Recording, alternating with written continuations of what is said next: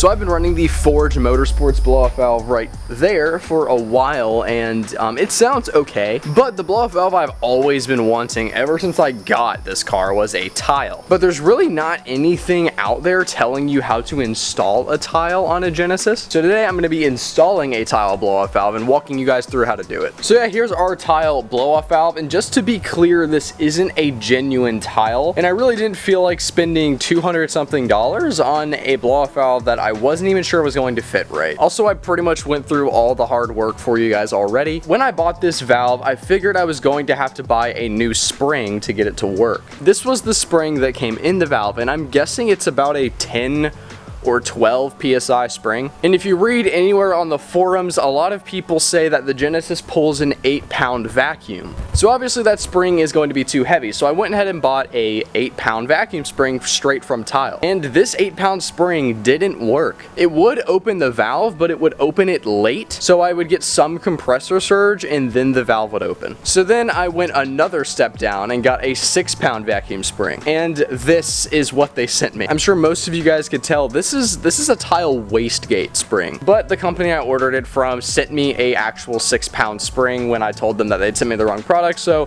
we're all good there. So I'm hoping to God that this works. But this is pretty much all the stuff that you're going to need. You're going to need a Tial adapter plate that will adapt the stock flange to a Tial style flange. You're going to need a V-band and obviously the valve and probably a 6-pound spring. Also, if you guys can't tell already, I rerouted my vacuum source from my valve to the intake manifold. The reason I did that is because the solenoid has some delay in it whenever you let off the throttle, and you get a tiny bit of compressor surge regardless of what valve you're using. And ever since I routed it to the intake manifold, right when I let off the throttle, the valve opens. Alright, so to get whatever valve you have off, you're going to have 3 bolts, one on top, one on the right, and one on the bottom. Also, you need to disconnect your vacuum line.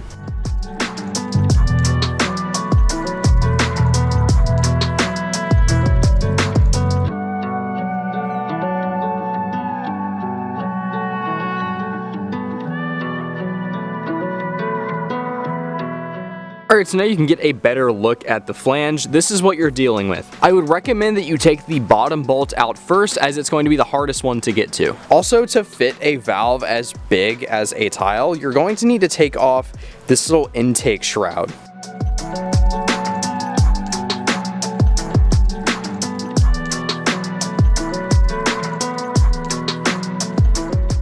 Alright, now that we've got the intake shroud off, we can go ahead and put on this little adapter plate. Now, one of the hardest parts of installing a Tial on any car is going to be getting this O-ring on the flange. Guys, this is an absolute pain. It's very tedious. The O-ring is really going to want to pop off. You just have to seat it in the absolute most perfect way to get it to stay on. But now that mine's on, I'm going to try and keep it that way. So I'm going to try and install this and get the valve on without touching the O-ring. But let's go ahead and get this adapter plate installed.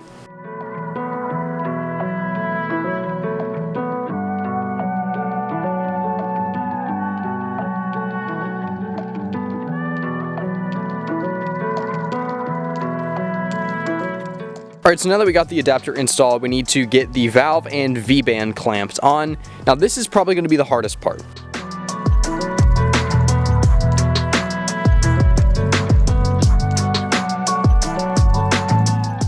Alright, so the boost solenoid, I flipped upside down. So this is the boost solenoid, and normally it's flipped the other way, and it's above this little bracket right here, so you wouldn't have room to put this blow-off valve here. Also, since I routed my vacuum to the intake manifold, I also capped off the port that the vacuum line used to go into. This is just a 5/32 vacuum cap, and it fit on perfectly. Next thing I need to do is mess with this vacuum line, because as you can see, it's a little warped right here. It's being bent because I flipped this upside down, so I need to disconnect it from either here or down there, and I need to straighten it out. Also, you might need to bend your boost solenoid's bracket.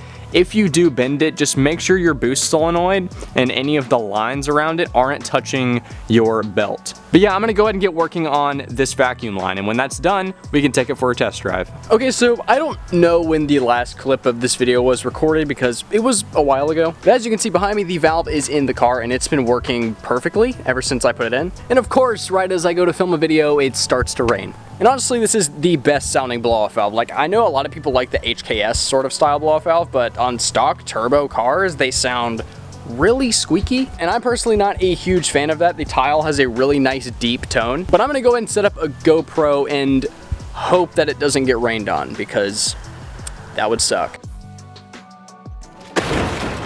Alright, so the GoPro did not work. It did not work at all. I'm gonna go try and find a quiet road so I can get some good sound clips for you guys. And I'll give you guys a nice little startup. It's not cold, but still sounds mean.